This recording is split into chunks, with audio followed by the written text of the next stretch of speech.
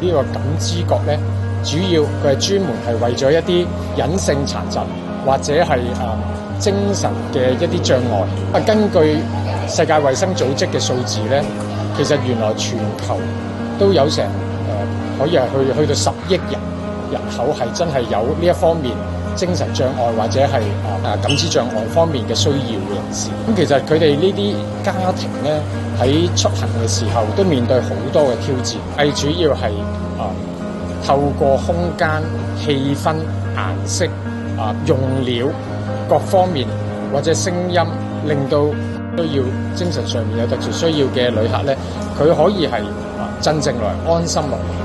喺一個繁華嘅區裏面咧，可能係好多人多，佢壓力可能好大、好緊張嘅。咁可以有一個空間咧，佢係透過呢個氣氛咧，就會可以舒緩到、分散到佢嘅注意力啊。咁我仔仔咧係喺歲半嘅時候咧就被確診為自閉譜系嘅小朋友。咁其實自閉症小朋友最大嘅挑戰咧就係不確定性。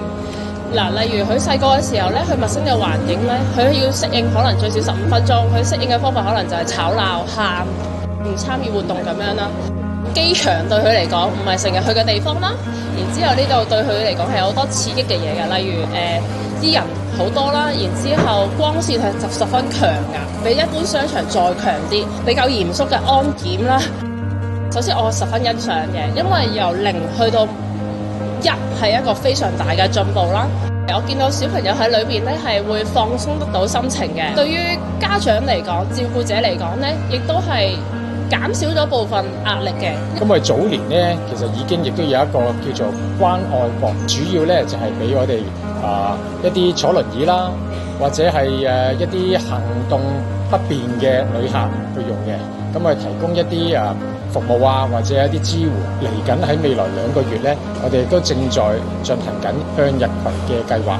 有需要、特殊需要嘅人士啊，尤其是啱提到嘅一啲隱性嘅殘疾方面嘅人士咧，就係呢條掛繩，有需要嘅旅客可以向航空公司攞啦，或者向我哋嘅客戶服務去攞。